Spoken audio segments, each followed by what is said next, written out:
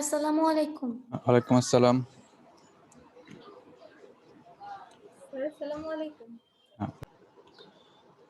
আশা করি তোমরা সবাই ভালো আছো এবং সুস্থ আছো। আজকে তোমাদের সাথে হচ্ছে 36 নাম্বার লেকচার এবং আজকে আমাদের তৃতীয় অধ্যায়ে সৃজনশীল প্রশ্ন নিয়ে শেষ আলোচনা। আজকে আমরা শেষ অংশ মানে হচ্ছে পি ব্লক মৌলের বৈশিষ্ট্য, পোলারায়ন, পোলারিটি, হাইড্রোজেন বন্ধন, ভ্যান ডার ওয়ালস আকর্ষণ বল, এই টপিকসগুলো রিলেটেড তিনটা সৃজনশীল কোয়েশ্চেন নিয়ে আজকে আমরা আলোচনা করব। তো এটা শুরু করার আগে তোমাদের কারো যদি এই টপিকসগুলো নিয়ে কোনো সমস্যা থাকে তোমরা জিজ্ঞেস করতে পারো। পি ব্লক মৌলের বৈশিষ্ট্য, তারপর হচ্ছে পোলারায়ন, পোলারিটি, ফাজানের নীতি, তারপর আছে হাইড্রোজেন বন্ধন এবং ভ্যান ডার ওয়ালস আকর্ষণ বল।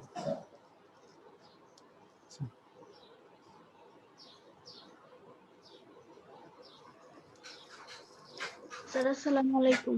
ওয়ালাইকুম সালাম। হ্যাঁ বলো।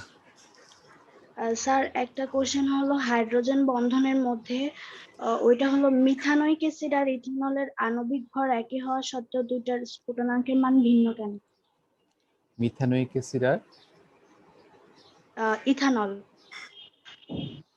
ইথানোইক অ্যাসিড, একটা হচ্ছে অ্যাসিড আর হচ্ছে ইথানল। আচ্ছা, এটার মূল কারণটা হলো হাইড্রোজেন বন্ধনই। হ্যাঁ, তোমার ইথানোইক অ্যাসিড যেটা আর কি, ইথানোইক অ্যাসিডের আমি যদি একটু আচ্ছা মিথানোইক অ্যাসিড, আচ্ছা এই দুটার কারণটা একটু ব্যাখ্যা করতেছি। ইথানোইক ইথানল বা মিথানল যেটাই বলো না কেন, এখানে তোমার একটা হাইড্রোক্সাইড মূলক থাকে, তাই না? অ্যালকোহলে একটা হাইড্রোক্সাইড অংশ থাকে। ধরো মিথানলের ক্ষেত্রে যদি আমি লিখি CH3OH, আর ইথানোইক অ্যাসিডের ক্ষেত্রে হচ্ছে CH3CH2OH। আচ্ছা, এগুলোর ক্ষেত্রে এই যে হাইড্রোক্সাইড মূলকটা আছে, সেই হাইড্রোক্সাইড মূলকের মধ্যে কিন্তু তোমার হাইড্রোজেন বন্ধনের সৃষ্টি হয়। তো এখানে মিথানল বা ইথানলের ক্ষেত্রে এই যে হাইড্রোক্সাইড মূলক আছে, সেই হাইড্রোক্সাইড মূলকে অক্সিজেনের তড়িৎ বেশি হওয়ার কারণে সে বন্ধন জোড় ইলেকট্রন তার দিকে টেনে নেয়, ফলে সে হয়ে যায় ডেল্টা মাইনাস আর হাইড্রোজেনটা হয়ে যায় ডেল্টা প্লাস। ঠিক একইভাবে ইথানলের ক্ষেত্রেও ডেল্টা প্লাস এরকম ডেল্টা মাইনাস তৈরি হয়। তো এরকম যখন দুইটা মিথানল বা ইথানলের অণু পরস্পরের কাছাকাছি আসে, তখন তাদের মধ্যে হাইড্রোজেন বন্ধন তৈরি হয়। ঠিক আছে, আর এই হাইড্রোজেন বন্ধন তৈরি হওয়ার কারণে তাদের গলনাঙ্কের মান বাড়তে থাকে।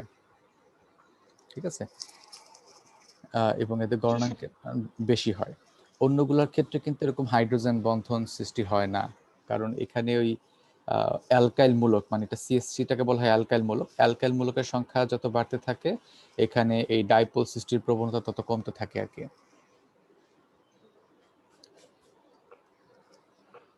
স্যার আর অ্যাসিডের ক্ষেত্রে? অ্যাসিডের ক্ষেত্রেও মিথানোইক অ্যাসিড, ইথানোইক অ্যাসিড, এগুলো সবগুলাই আসলে তোমার ওই হাইড্রোজেন বন্ধন তৈরি করতে পারে, তবে অবশ্যই সেটা জলীয় দ্রবণ হবে না আর কি। জলীয় দ্রবণ হলে হাইড্রোজেন বন্ধন তৈরি করতে পারবে না, সেটা হতে হবে কোনো অপোলার দ্রাবক, যেমন ধরো বেনজিন বা টলুইন, এরকম কোনো দ্রবণে সে হাইড্রোজেন বন্ধন তৈরি করতে পারে। কিন্তু তুমি যদি জলীয় দ্রবণ নাও, তাহলে অ্যাসিড কিন্তু আগেই বিয়োজিত হয়ে H+ আয়ন দান করে ফেলবে, আর H+ আয়ন দান করে ফেলে সেখানে হাইড্রোজেন বন্ধন তৈরি আর কোনো সম্ভাবনা থাকে না। এই জিনিসটা কি বুঝতে পারছো? কারণ হাইড্রোজেন বন্ধন তখনই তৈরি হবে যখন হাইড্রোজেনের সাথে একটা তড়িৎ অক্সিজেন বা নাইট্রোজেন অথবা ফ্লোরিন যুক্ত থাকবে। এখন এখান থেকে হাইড্রোজেনটা যদি বের হয়ে গিয়ে H+ আয়ন তৈরি করে ফেলে, তাহলে সেখানে হাইড্রোজেন বন্ধন আর তৈরি করার সম্ভাবনা থাকে না। তো হাইড্রোজেন বন্ধন তখনই গঠন করতে পারবে যখন সেটা জৈব দ্রাবকের মধ্যে থাকবে, অপোলার দ্রাবকের মধ্যে। ঠিক আছে, ওকে। আর কারো কোনো কোশ্চেন? হ্যাঁ, আচ্ছা, আর কারো কোনো কোশ্চেন? আচ্ছা, তোমাদের মধ্যে কেউ কি প্রশ্ন জিজ্ঞেস করেছিল যে পানি গ্রাহী এবং পানি গ্রাসী, তোমাদের সেকশনে কেউ জিজ্ঞেস করেছিল কি?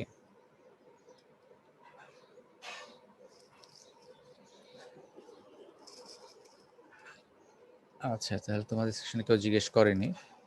আহ, কারো কোনো কোশ্চেন আছে আর এই টপিকসগুলো নিয়ে? কোশ্চেন না থাকলে আমরা সৃজনশীল প্রশ্নে চলে যাব।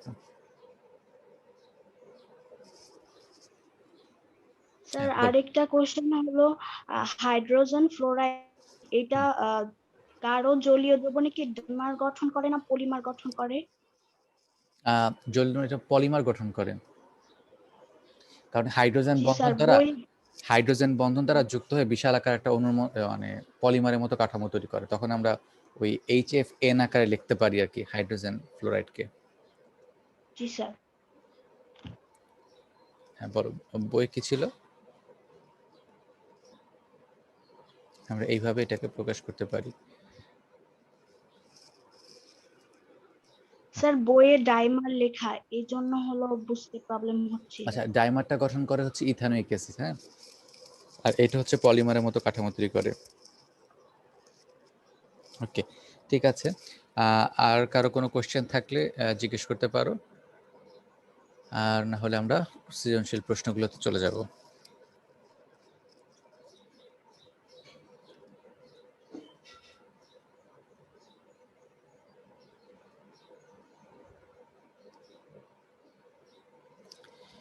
আমরা প্রথম সৃজনশীল প্রশ্নে আসি। এখানে কয়েকটা মৌল দেওয়া আছে QRXY, এগুলোর শেষ কক্ষপথে ইলেকট্রন বিন্যাস দেওয়া আছে এবং এখানে n এর মানও দেওয়া আছে, n = 2। এখানে প্রথম প্রশ্ন হচ্ছে পোলারিটি কি?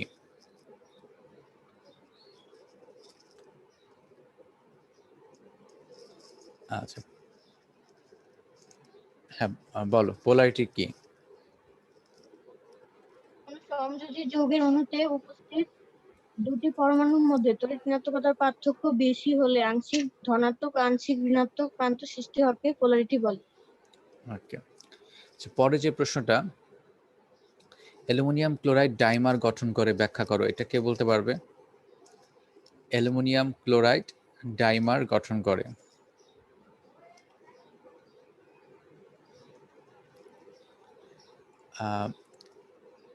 এই প্রশ্নটা ব্যাখ্যা হলো, অ্যালুমিনিয়াম ক্লোরাইড যে যৌগটা, সেখানে অ্যালুমিনিয়ামের কিন্তু চার্জ সংখ্যা হচ্ছে 3+, অ্যালুমিনিয়াম ক্লোরাইডে।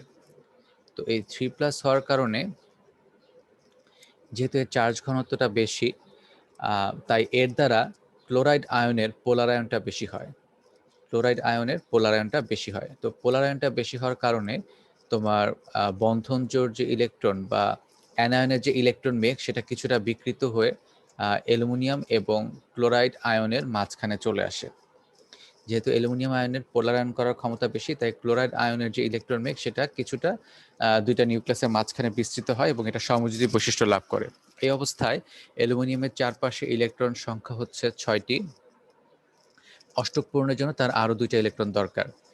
তো এরকম যখন 2টা অ্যালুমিনিয়াম ক্লোরাইড অণু পরস্পরের কাছাকাছি আসে, তখন একটার অ্যালুমিনিয়াম ক্লোরাইডের ক্লোরাইড আয়নের সাথে অপর অ্যালুমিনিয়াম আয়নের মধ্যে একটা সন্নিবেশ বন্ধন তৈরি হয়। ক্লোরিনের মুক্ত জোড় ইলেকট্রনের সাথে এই অ্যালুমিনিয়াম 3+-এর মধ্যে একটা সন্নিবেশ বন্ধন তৈরি হয়, ফলে এই অ্যালুমিনিয়ামের অষ্টক পূরণ হয়। ঠিক একইভাবে দ্বিতীয় অ্যালুমিনিয়াম ক্লোরাইডের অ্যালুমিনিয়াম 3+-এর সাথে প্রথম অ্যালুমিনিয়াম ক্লোরাইডের ক্লোরিনের মুক্ত জোড়ের সাথে একটা সন্নিবেশ বন্ধন তৈরি হয়, ফলে 2টা অ্যালুমিনিয়াম ক্লোরাইড অণু পরস্পরের সাথে যুক্ত হয়ে যায় এবং ডাইমার গঠন করে। এর পরের প্রশ্নটা হচ্ছে, উদ্দীপকের X ও Y এর সাথে ক্লোরিন দ্বারা গঠিত যৌগের দ্রাব্যতা ব্যাখ্যা করো। এখানে X মৌলটা কি, Y মৌলটা কি এবং এদের ক্লোরাইডের নাম কি?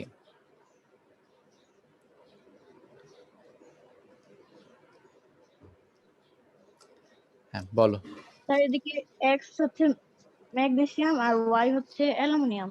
আচ্ছা, আরেকজনকে তাহলে একটু জিজ্ঞেস করি। আচ্ছা, অ্যালুমিনিয়াম এবং ম্যাগনেসিয়ামের যে ক্লোরাইড, হ্যাঁ, সেই ক্লোরাইড দুইটার যোগের দ্রাব্যতা মানে আমরা কিভাবে ব্যাখ্যা করতে পারবো? কোনটা দ্রাব্যতা বেশি বা কোনটা দ্রাব্যতা কম? স্যার ম্যাগনেসিয়াম ক্লোরাইড একটা আয়নিক যৌগ আর অ্যালুমিনিয়াম ক্লোরাইড একটি সন্নিবেশ সমযোজী যৌগ। এখন স্যার এইভাবে কম্পেয়ার করলে ম্যাগনেসিয়াম ক্লোরাইডের দ্রাব্যতা বেশি হওয়ার কথা। না, এইভাবে তো এই প্রশ্নের অ্যান্সার দেওয়া যাবে না, দুইটাই আয়নিক যৌগ। ঠিক আছে, এইভাবে এটার ব্যাখ্যা দেওয়া যাবে না। স্যার এটা হচ্ছে ফাজলের নীতি দিয়ে ব্যাখ্যা করতে হবে। কারেক্ট, এটাকে ফাজারের নীতি দিয়ে ব্যাখ্যা করতে হবে। হ্যাঁ ঠিক আছে। তো এখানে হ্যাঁ, তো এখানে মূল কথাটা হলো এই অ্যালুমিনিয়াম এবং ম্যাগনেসিয়াম ক্লোরাইড দুইটার মধ্যে ম্যাগনেসিয়ামের চার্জ সংখ্যা হচ্ছে 2+ এবং অ্যালুমিনিয়ামের চার্জ সংখ্যা হচ্ছে 3+। ঠিক আছে, তো যেহেতু তোমার এখানে অ্যালুমিনিয়ামের চার্জ সংখ্যা বেশি, তাই এর পোলারায়ন করার ক্ষমতাও বেশি। এখানে নিয়মটা হচ্ছে ফাজারের নীতি অনুযায়ী ক্যাটায়নের চার্জ সংখ্যা যত বেশি হবে তার পোলারায়ন করার ক্ষমতা তত বেশি হবে। তো এখানে অ্যালুমিনিয়াম 3+ এর চার্জ সংখ্যা বেশি হওয়ার কারণে তার পোলারায়ন করার ক্ষমতা বেশি, ফলে পোলারায়ন বেশি হলে তার সমযোজী বৈশিষ্ট্যও বেশি হবে। এছাড়া এই অ্যালুমিনিয়াম ক্লোরাইডে অ্যালুমিনিয়াম 3+ আয়নের আকারও কিন্তু ছোট। তো ফাজারের নীতি অনুযায়ী ক্যাটায়নের আকার যত ছোট হবে তার পোলারায়ন করার ক্ষমতা তত বেশি হবে। তাহলে অ্যালুমিনিয়াম 3+ এর কিন্তু আকার ছোট হওয়ার কারণে তার পোলারায়ন করার ক্ষমতা বেশি, তাই অ্যালুমিনিয়াম ক্লোরাইড যৌগের সমযোজী বৈশিষ্ট্য বেশি। আর সমযোজী যৌগের দ্রাব্যতা কি হয়, কম হয়। আর ম্যাগনেসিয়াম 2+ এর যেহেতু তোমার আকারও একটু বড় আর চার্জ সংখ্যাও একটু কম, তাই এর পোলারায়ন করার ক্ষমতাও কম আর এর সমযোজী বৈশিষ্ট্য কম, মানে আয়নিক বৈশিষ্ট্য বেশি, তাই এর দ্রাব্যতাও বেশি। নেক্সট কোশ্চেন হচ্ছে উদ্দীপকের কিউ ও আর হাইড্রাইড যৌগের ভৌত অবস্থা বিশ্লেষণ করো। এখানে কিউ হলো অক্সিজেন এবং আর হলো সালফার। কিউ হলো অক্সিজেন এবং আর হলো সালফার। তো এখানে কিউ এর হাইড্রেট হলো পানি আর আর এর হাইড্রেট হলো হাইড্রোজেন সালফাইড। এই দুটার ভৌত অবস্থা, একটা হচ্ছে তরল আর একটা হচ্ছে গ্যাসীয়। এটা আমরা কিভাবে ব্যাখ্যা করতে পারবো, কে বলতে পারবা? একটা হচ্ছে কক্ষ তাপমাত্রা তরল আর একটা হচ্ছে কক্ষ তাপমাত্রা গ্যাসীয়। এর কারণটা কি কেউ ব্যাখ্যা করতে পারবা কি?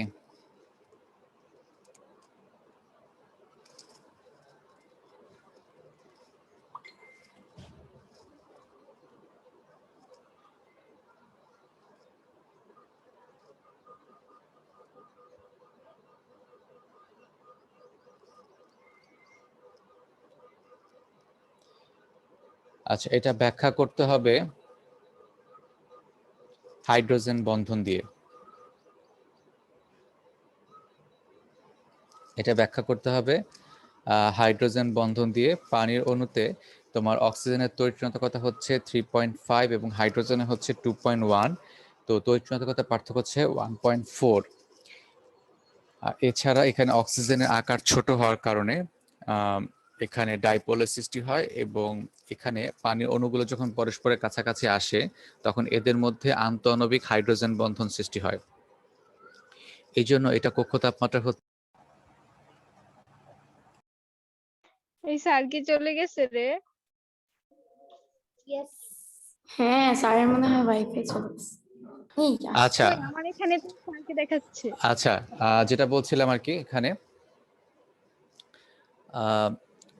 এখানে কিউ হচ্ছে অক্সিজেন এবং আর হচ্ছে সালফার। তো এখানে কিউ এর হাইড্রেট হচ্ছে ওয়াটার আর ওয়াই এর হাইড্রেট আর এর হাইড্রেট হচ্ছে হাইড্রোজেন সালফাইড, এবং এই দুটার মধ্যে তোমার যে ভৌত অবস্থা আমরা তুলনা করব, একটা হচ্ছে তরল আর একটা হচ্ছে গ্যাসীয়, এবং সেটা আমরা ব্যাখ্যা করব হাইড্রোজেন বন্ধনের মাধ্যমে। হ্যাঁ, তো এটার মূল কারণটা হলো অক্সিজেন এবং হাইড্রোজেনের মধ্যে তড়িৎ পার্থক্যটা কিন্তু অনেক বেশি। অক্সিজেন হচ্ছে 3.5 আর হাইড্রোজেন হচ্ছে 2.1। তো পার্থক্যটা বেশি হওয়ার কারণে এবং এই যে তড়িৎ মূল অক্সিজেন তার আকার ছোট হওয়ার কারণে পানির অণুগুলোর মধ্যে তোমার আন্তঃআণবিক হাইড্রোজেন বন্ধন তৈরি হয়। যখন পানির অণুগুলো পরস্পরের কাছাকাছি আসে তখন তাদের মধ্যে হাইড্রোজেন বন্ধন সৃষ্টি হয়। আর হাইড্রোজেন সালফাইডে সালফারের তড়িৎ হচ্ছে 2.4 আর হাইড্রোজেনের 2.1। তো পার্থক্যটা খুবই কম, সেটা হচ্ছে 0.3। আর তড়িৎ পার্থক্য যখন এরকম কম হয় তখন কিন্তু তোমার সেটাকে আমরা কি বলি, অপোলার সমযোজী যৌগ বলি। যেহেতু এটা অপোলার, এখানে কোনো ডাইপোল সৃষ্টি হচ্ছে না এবং সালফারের আকারও বড়, তাই এই অণুগুলো যখন পরস্পরের কাছাকাছি আসে তাদের মধ্যে কিন্তু কোনো হাইড্রোজেন বন্ধন তৈরি হয় না, শুধুমাত্র দুর্বল ভ্যান ডার ওয়ালস বল ক্রিয়াশীল থাকে। আর এই কারণে হাইড্রোজেন সালফাইড হচ্ছে গ্যাসীয়। এটি হচ্ছে এই প্রশ্নের ব্যাখ্যা। নেক্সট যে সৃজনশীল প্রশ্নটা আছে, এখানে উদ্দীপকে একটা পর্যায় সারণী দেওয়া আছে। গ্রুপ হচ্ছে 2, 13, 15 আর পর্যায় হচ্ছে 2, 3, 4 এবং মৌলগুলো হলো পি, কিউ, আর, এক্স, ওয়াই। প্রথম প্রশ্ন হচ্ছে অসামঞ্জস্য বিক্রিয়া কি? কে বলতে পারবে?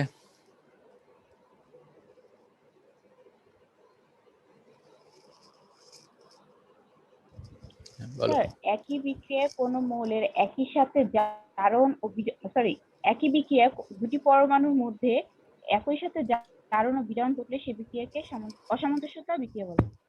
আচ্ছা, ঠিক আছে। এখানে একই যৌগের বা একই মৌলের দুটি পরমাণুর মধ্যে একটি পরমাণুর জারণ এবং অপরটির বিজারণ ঘটবে, রাইট?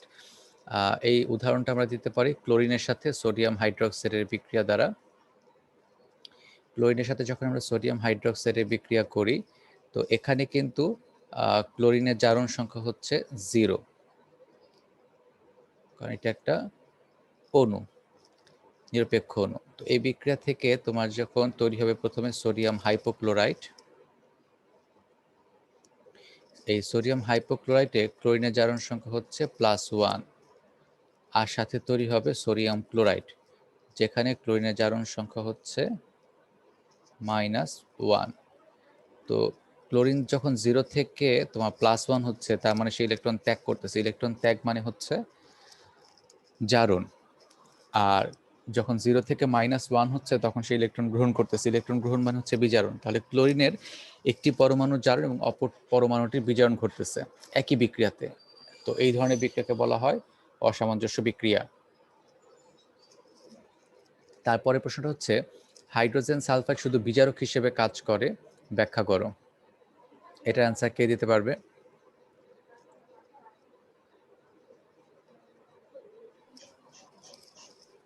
বলো, এটার অ্যান্সারটা কি? হাইড্রোজেন স্যার আমরা সালফাইড। জানি যে ইলেকট্রন গ্রহণ করতে পারে তাকে জারক বলে, আর যে ইলেকট্রন ত্যাগ করতে পারে তাকে হচ্ছে বিজারক বলে। আর হাইড্রোজেন সালফাইডের যে অ্যানায়ন সালফাইড, সে হচ্ছে অলরেডি 2টা ইলেকট্রন গ্রহণ করে অষ্টক পূরণ করেছে, তাই এটি আর ইলেকট্রন গ্রহণ করতে চায় না, অর্থাৎ জারক হিসেবে কাজ করে না। কিন্তু এটি ইলেকট্রন শুধু ত্যাগ করতে পারে, অর্থাৎ শুধু বিজারক হিসেবে কাজ করে। আচ্ছা, কারেক্ট, ঠিক আছে অ্যান্সার। এরপর আমরা নেক্সট অংশে যাই। সেটা হলো উদ্দীপকের এক্স ও ওয়াই হাইড্রাইডের মধ্যে কোনটি অধিক ক্ষারকীয় হবে আর কি। প্রশ্নটা হবে অধিক ক্ষারকীয়। এক্স ও ওয়াই এর হাইড্রাইডের মধ্যে কোনটি অধিক ক্ষারকীয়। এখানে এক্স ও ওয়াই এর হাইড্রাইড দুইটা কি, বা এক্স ও ওয়াই দুইটা কি, সেটা আগে বলতে হবে। তার এক্স হচ্ছে নাইট্রোজেন আর ওয়াই হচ্ছে ফসফরাস। এদের হাইড্রাইড হচ্ছে অ্যামোনিয়া আর ফসফিন, আর এদের মধ্যে হচ্ছে অ্যামোনিয়া বেশি ক্ষারকীয়। ওকে, ঠিক আছে। তো এই স্যার অ্যামোনিয়ার অ্যামোনিয়ার নাইট্রোজেন আর হাইড্রোজেনের মধ্যে নাইট্রোজেন বেশি তড়িৎ ঋণাত্মক হওয়ার কারণে বন্ধজোড় ইলেকট্রন নাইট্রোজেনের কাছাকাছি থাকে, অর্থাৎ এর চারপাশে ইলেকট্রন ঘনত্ব বেড়ে যায়। আর আমরা জানি স্যার ইলেকট্রন ঘনত্ব বাড়লে ইলেকট্রন দান করার ক্ষমতা বাড়ে, আবার এর একটি মুক্তজোড় ইলেকট্রন থাকে যেটা সহজেই দান করে দিতে পারে, এজন্য এর ক্ষারধর্ম বেশি। কারেক্ট। আচ্ছা, তো ব্যাখ্যা মোটামুটি এরকমই এটার। এখানে একটা হচ্ছে অ্যামোনিয়া, একটা হচ্ছে ফসফিন। তো অ্যামোনিয়াতে তোমার নাইট্রোজেনের তড়িৎ ঋণাত্মকতা হচ্ছে 3 আর হাইড্রোজেনের হচ্ছে 2.1। যেহেতু তোমার অ্যামোনিয়াতে নাইট্রোজেনের তড়িৎ ঋণাত্মকতা বেশি, তাই বন্ধন জোড় ইলেকট্রনগুলো, মানে নাইট্রোজেন হাইড্রোজেন বন্ধনের ইলেকট্রনগুলো নাইট্রোজেনের কাছাকাছি থাকে, তাই নাইট্রোজেনের চারপাশে ইলেকট্রনের যে ঘনত্ব সেটা বেড়ে যায়। আর ইলেকট্রনের ঘনত্ব বেশি হওয়ার কারণে তোমার নাইট্রোজেনের ইলেকট্রন দান করার ক্ষমতা বেড়ে যায়, কারণ যার কাছে বেশি ইলেকট্রন থাকবে সে ইলেকট্রন তত দ্রুত দান করতে পারবে এবং তার ক্ষারধর্ম তত বেশি হবে। আর ফসফিনের ক্ষেত্রে ফসফরাসের তড়িৎ ঋণাত্মকতাও 2.1, হাইড্রোজেনের 2.1। তাহলে এখানে কিন্তু আসলে তড়িৎ ঋণাত্মকতা পার্থক্য হচ্ছে 0। আবার ফসফরাসের আকার বড়, এই কারণে বন্ধনজোড় ইলেকট্রনগুলো অনেকটা হাইড্রোজেনের কাছাকাছি থাকে আমরা বলতে পারি। তো সেই ক্ষেত্রে যেহেতু ফসফরাসের চারপাশে ইলেকট্রন মেঘের ঘনত্বটা এখানে কম থাকে, তাই ইলেকট্রন দান করার ক্ষমতাও তার কম, তাই তার ক্ষার ধর্ম কম। আর আরেকটা ব্যাপার হচ্ছে যে ইলেকট্রনের দান করার ক্ষমতা বা ইলেকট্রন গ্রহণ করার ক্ষমতা দিয়ে যে আমরা ব্যাখ্যাটা দিচ্ছি, সেটার মূল জিনিসটা হলো লুইস অ্যাসিড ক্ষার মতবাদ অনুযায়ী আর কি। হ্যাঁ, তো এখানে অ্যাসিড এবং ক্ষারের অনেকগুলো সংজ্ঞা আছে, তার মধ্যে একটা হচ্ছে লুইস অম্ল ক্ষারক। তো এই জায়গায় মতবাদটা হচ্ছে যে সকল পদার্থ ইলেকট্রন জোড়া দান করতে পারে তার হচ্ছে ক্ষারক, আর যে সকল পদার্থ ইলেকট্রন জোড়া গ্রহণ করতে পারে তারা হচ্ছে অ্যাসিড। তো এই যে ব্যাখ্যাটা এখানে দেওয়া হয়েছে লুইস মতবাদ অনুযায়ী, ঠিক আছে। আচ্ছা, তারপর এখানে পরের প্রশ্নটা হচ্ছে পি, কিউ ও আর এর কার্বনেটগুলোর তাপীয় বিয়োজনের ক্রম বিশ্লেষণ করে। এখানে হ্যাঁ বলো। স্যার এই যে লুইস তত্ত্ব তো আমাদের সেকেন্ড পেপার, এটা কেন এই চ্যাপ্টারের সাথে দিল? আমরা কিভাবে পারবো তাহলে? আচ্ছা, এখানে এই চ্যাপ্টারের সাথে এটা দেয় নাই, এটা হচ্ছে অ্যাসিড এবং ক্ষারের সংজ্ঞা থেকে এটা ব্যাখ্যা করতে বলছে। হ্যাঁ, আর এই কনসেপ্টটা খুব বেশি কঠিন কিছু না কিন্তু, তাই না? তো এইটা জি স্যার। অ্যাসিড ক্ষারকের এই মতবাদগুলো কিন্তু আমরা আগে থেকে জানতাম, শুধুমাত্র লুইস মতবাদটা হয়তো আমরা জানতাম না। হ্যাঁ, তোমরা যে আগে 9, 10 পর্যন্ত পড়ে আসছো, তোমরা সবাই অন্ততপক্ষে এই সংখ্যাটা জানো যে যে সকল পদার্থ জলীয় দ্রবণে H+ আয়ন দান করতে পারে তারা হচ্ছে অ্যাসিড, যারা হাইড্রোক্সাইড আয়ন দান করতে পারে তারা হচ্ছে ক্ষার। এই মতবাদটা তোমরা আগেও পড়ছো, তাই না? এটা ছিল জি হচ্ছে স্যার। আরহেনিয়াসের। তারপর ব্রনস্টেড লাউরির মতবাদ তোমরা সরাসরি না পড়লেও কিন্তু তোমরা কিছুটা জানো যে কোনো কোনো বিক্রিয়া দেখা যায় যে এই অ্যামোনিয়া H+ আয়ন গ্রহণ করে অ্যামোনিয়াম আয়নে পরিণত হয়, তখন ওইখানেও কিন্তু অ্যাসিড ক্ষারকের একটা মতবাদ আসে যে অ্যামোনিয়াটা তখন ক্ষার হিসেবে কাজ করতেছে, তাই না? অ্যামোনিয়া একটা H+ গ্রহণ করার পর অ্যামোনিয়াম আয়নে পরিণত হলো, তখন অ্যামোনিয়াটা হচ্ছে ক্ষার, আর যে পদার্থটা H+ আয়নটা দান করলো সে হচ্ছে অ্যাসিড। তো এই ব্রনস্টেড লাউরির মতবাদও কিছুটা ধারণা তোমাদের হয়তো আগে থেকেই ছিল যে H+ আয়ন যে গ্রহণ করতে পারে সে হচ্ছে ক্ষার, আর যে দান করতে পারে সে অ্যাসিড। শুধুমাত্র এই লুইস মতবাদটা ছিল না। তো এটা খুব বেশি একটা সমস্যা হওয়ার কথা না, ঠিক আছে, যে এটা জি সেকেন্ড স্যার। পেপারে আছে, এটা এখন ফার্স্ট পেপারে আলোচনা করা হচ্ছে। তোমরা তো কি বলে যাব্যতার যে সমীকরণ সেটা দ্বিতীয় অধ্যায় পড়ছো, তাই না? তো যাব্যতার সমীকরণটা যেই থিওরির উপর বেস করে আসছে সেই থিওরিটা হচ্ছে ভরক্রিয়া সূত্র। সেটা কি তোমরা এখনো পড়ছো? এখনো কিন্তু ওইটা আসে নাই, ভরক্রিয়া সূত্র চতুর্থ অধ্যায় আসবে। কিন্তু আমরা কিন্তু অবশ্যই তোমাদেরকে আমি ওই যাব্যতার সমীকরণটা কিভাবে আসলো সেটা কিন্তু সম্ভবত দেখাই দিয়েছিলাম ভরক্রিয়া সূত্র থেকে। তো এরকম কিছু জিনিস আছে যে হয়তো একটু পরে আছে, আমরা ওইটার যে উপর ভিত্তি করে যে সমীকরণ বা থিওরি কিছু জিনিস আগে পড়ে ফেলি, তাতে সমস্যা নেই। যাই হোক, এখানে পি হচ্ছে ম্যাগনেসিয়াম, কিউ হচ্ছে ক্যালসিয়াম এবং আর হচ্ছে অ্যালুমিনিয়াম। এদের যে কার্বনেট, সেই কার্বনেটগুলো তাপীয় বিয়োজন ব্যাখ্যা করতে হবে। ম্যাগনেসিয়াম কার্বনেটের সংকেত হচ্ছে MgO3, ক্যালসিয়াম কার্বনেট হচ্ছে CaCO3, আর অ্যালুমিনিয়াম সালফেটের সংকেত হচ্ছে Al2CO3 কার্বনেট। আচ্ছা, এখানে তাপীয় বিয়োজনের ক্রম যখন আমরা ব্যাখ্যা করব, এটাও ফাজানের নীতি দিয়ে ব্যাখ্যা করব। ফাজানের নীতি অনুযায়ী তোমার ক্যাটায়নের চার্জ সংখ্যা যত বেশি তার পোলারন ক্ষমতা তত বেশি এবং তার সমযোজী বৈশিষ্ট্য তত বেশি। এছাড়া আরেকটা নীতি ছিল, সেটা হচ্ছে ফাজার নীতিতে আরেকটা কথা লেখা ছিল যে ক্যাটায়নের আকার যত ছোট হবে তার পোলারায়ন করার ক্ষমতা তত বেশি হবে এবং তার সমযোজী বৈশিষ্ট্য বেশি হবে। প্রথমে আমরা ম্যাগনেসিয়াম এবং অ্যালুমিনিয়ামের মধ্যে তুলনা করি।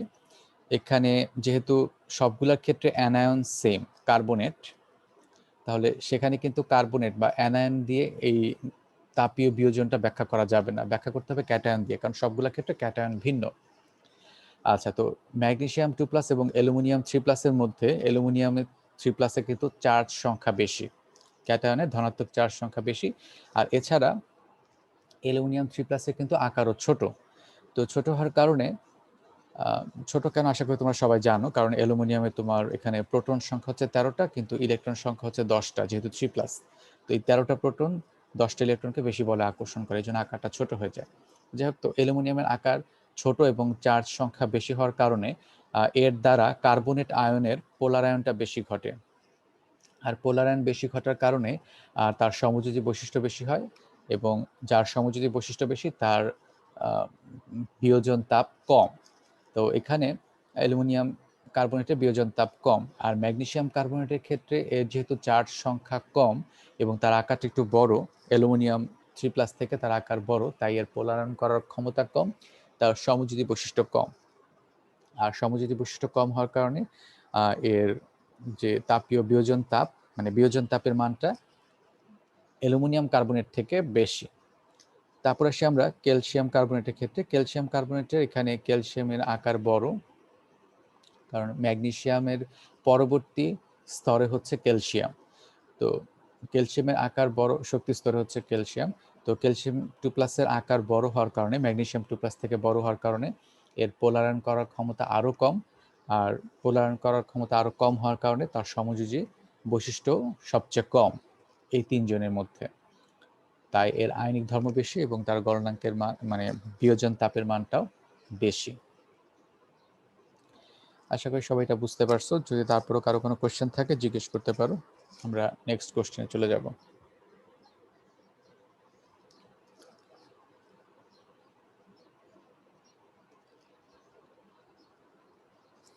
এরপরে যে উদ্দীপক, এখানে 5টা মৌল দেওয়া আছে, এ, ই, জি, জে, এল। তো এখানে এদের শেষ কক্ষপথের ইলেকট্রন বিন্যাস দেওয়া আছে এবং যেখানে এন এর মান হচ্ছে 2। প্রথম প্রশ্ন হচ্ছে হাইড্রোজেন বন্ধন কি?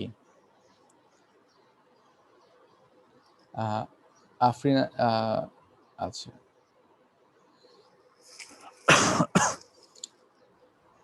হ্যাঁ, খায়রুন্নিসা বলো। ওয়ালাইকুম আসসালাম। হ্যাঁ বলো, হাইড্রোজেন বন্ধনটা কি?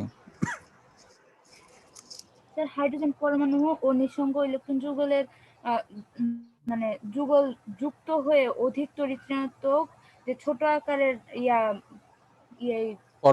পরমাণু সৃষ্টি করে, ছোট আকারের পরমাণু যে বল দ্বারা সৃষ্টি করে তাকে হচ্ছে হাইড্রোজেন বন্ধন বলে। তুমি আরেকটু পরিষ্কার করে বলতে পারবে? তালগোল পাকায় গেছে তোমার সংজ্ঞাতে।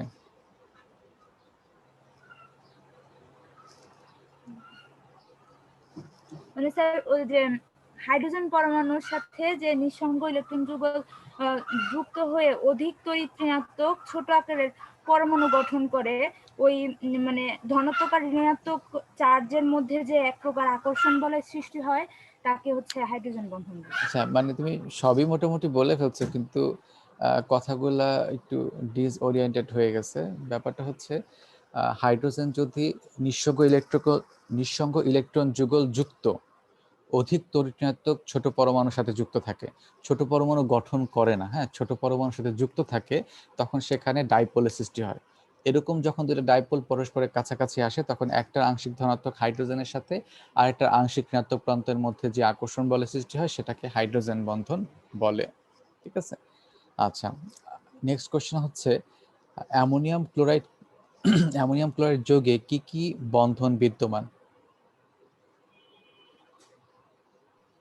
স্যার, অ্যামোনিয়াম ক্লোরাইড যৌগে আয়নিক, সমযোজী, সন্নিবেশ সমযোজী তিনটা বন্ধনই হ্যাঁ, বিদ্যমান রয়েছে। এখন বলো কোথায় কোথায় কি ধরনের বন্ধন?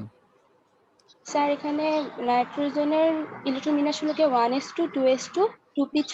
তো এখানে 2p অরবিটালে 3টা ইলেকট্রন আছে। তো এই 3টা ইলেকট্রন হাইড্রোজেনের সাথে সমযোজী বন্ধন গঠন করবে।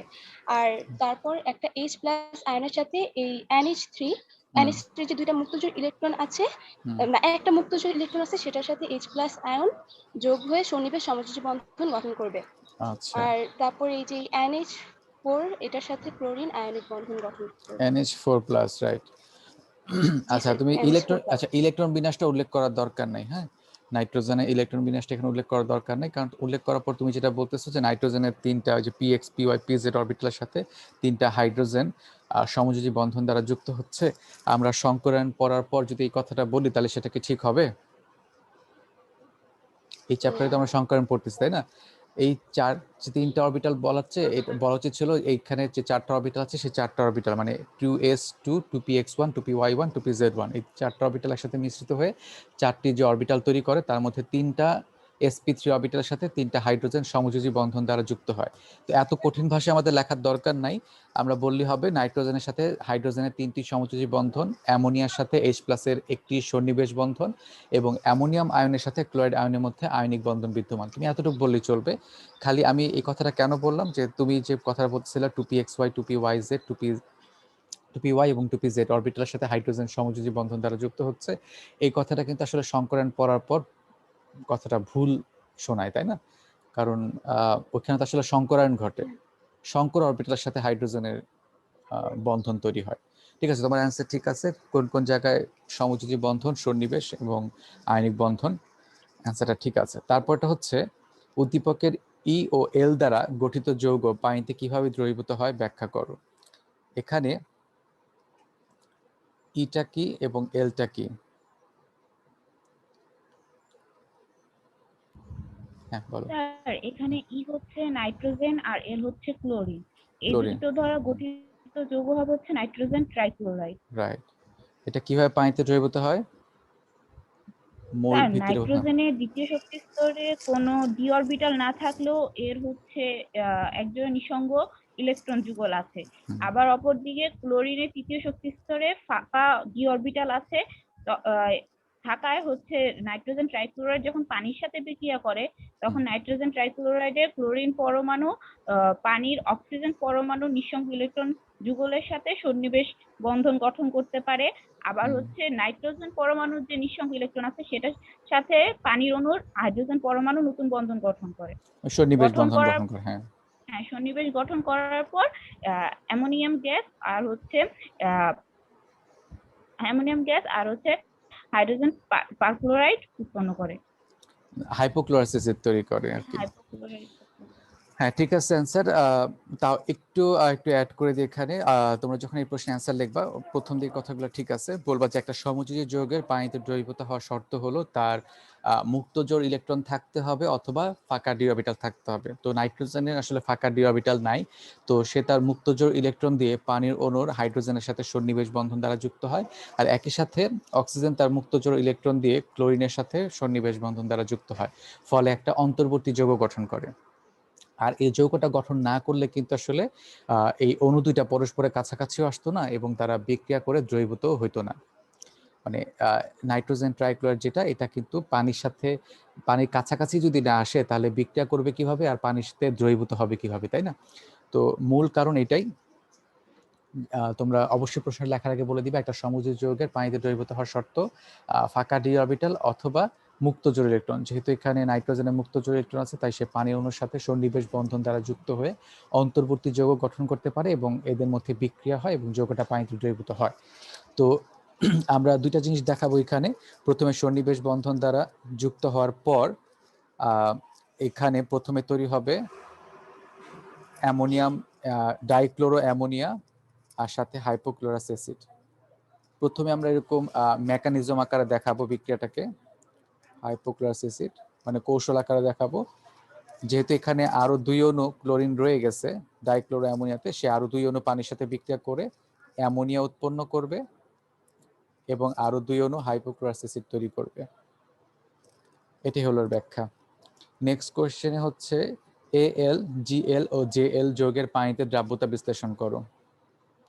এখানে যৌগগুলা কি কি? স্যার এদিকে এ হচ্ছে লিথিয়াম, লিথিয়াম জি ক্লোরাইড, হচ্ছে জি হচ্ছে সোডিয়াম, মানে সোডিয়াম ক্লোরাইড, আচ্ছা জিএল হচ্ছে সোডিয়াম আর ক্লোরাইড, যে যে হচ্ছে পটাশিয়াম ক্লোরাইড। আচ্ছা দ্রাব্যতা কোনটা দিয়ে ব্যাখ্যা করব? তো এটা হচ্ছে ফাজন নীতি দিয়ে ব্যাখ্যা করব। আর আমরা জানি যে ক্যাটায়নের ক্ষেত্রে আকার যত ছোট হবে আর চার্জ সংখ্যা যত বেশি হবে তার পোলারায়ন করার ক্ষমতাটা তত বেশি, কিন্তু এদিকে স্যার সবগুলার চার্জ সংখ্যা সমান, তাই এটা হচ্ছে আকার দিয়ে ব্যাখ্যা করতে হবে। আর এদিকে হচ্ছে লিথিয়ামের আকারটা সবচেয়ে ছোট, এজন্য এর দ্বারা পোলারায়নটা বেশি হয় আর এর মধ্যে সমযোজী ধর্মটা বেশি, তাই এর পানিতে দ্রাব্যতা সবচেয়ে কম। তারপর হচ্ছে সোডিয়াম ক্লোরাইড, আর তার সবচেয়ে বেশি হচ্ছে পটাশিয়াম ক্লোরাইড, কারণ পটাশিয়াম ক্লোরাইডের আকার সবচেয়ে বড়, এর দ্বারা পোলারায়নটা কম হয় আর এর মধ্যে আয়নিক বৈশিষ্ট্য বেশি থাকে। আচ্ছা, আর এখানে একটু ব্যাখ্যা করে জিনিসটা লিখবো আমরা। এই প্রশ্নের যখন প্রশ্নের অ্যান্সারটা লিখবো, যেহেতু ঘ নাম্বার একটা প্রশ্ন এটা, আরেকটু ডিটেলস ব্যাখ্যা লিখবো যে ক্যাটায়নের আকার যত ছোট হবে এখানে, ক্যাটায়নের নিউক্লিয়াস থেকে অ্যানায়নের শেষ কক্ষপথের দূরত্ব তত কি হবে, কম হবে। আর দূরত্ব কম হলে দূরত্ব কম হলে ওই ক্যাটায়নের নিউক্লিয়াস কি করতে পারবে, অ্যানায়নের শেষ কক্ষপথে ইলেকট্রনগুলোকে বেশি বলে আকর্ষণ করতে পারবে, ফলে পোলার আয়নটা বেশি হবে। এই এতটুকু একটু ব্যাখ্যা লিখে দিলে এটা ভালো হয় আর কি। তাহলে প্রশ্ন আরেকটু ডিটেলস হয় যে ক্যাটায়নের আকার যত ছোট, তার নিউক্লিয়াস থেকে অ্যানায়নের ইলেকট্রন মেঘের দূরত্ব তত কম। আর দূরত্ব যত কম হবে ওই নিউক্লিয়াস কি করতে পারবে, অ্যানায়নের ইলেকট্রন মেঘকে তত বেশি তার নিজের দিকে আকর্ষণ করে টেনে নিয়ে আসতে পারবে, ফলে তার পোলার আয়নটা বেশি হবে। এটাই হলো এই প্রশ্নের ব্যাখ্যা। ওকে,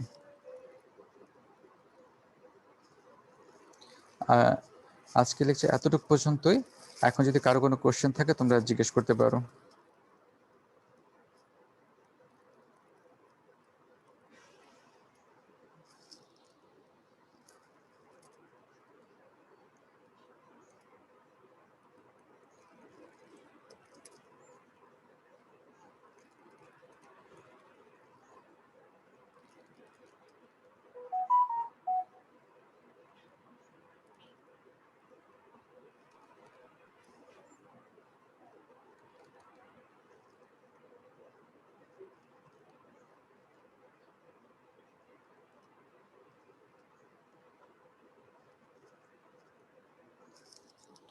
আচ্ছা, যেহেতু কারো কোনো কোয়েশ্চেন নাই, তাহলে আমরা ক্লাসটা এখানেই শেষ করছি।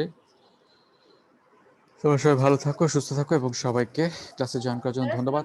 হ্যাঁ, ওয়ালাইকুম সালাম। এবং যেহেতু আজকে আরো অনেকেই অ্যান্সার দিছো, এই জন্য তোমাদের সবাইকে ধন্যবাদ, আরো বেশি মানুষ রেসপন্স করার কারণে। ওকে, ঠিক আছে, সবাই ভালো থাকো, সুস্থ থাকো। আসসালামু আলাইকুম। হ্যাঁ, ওয়ালাইকুম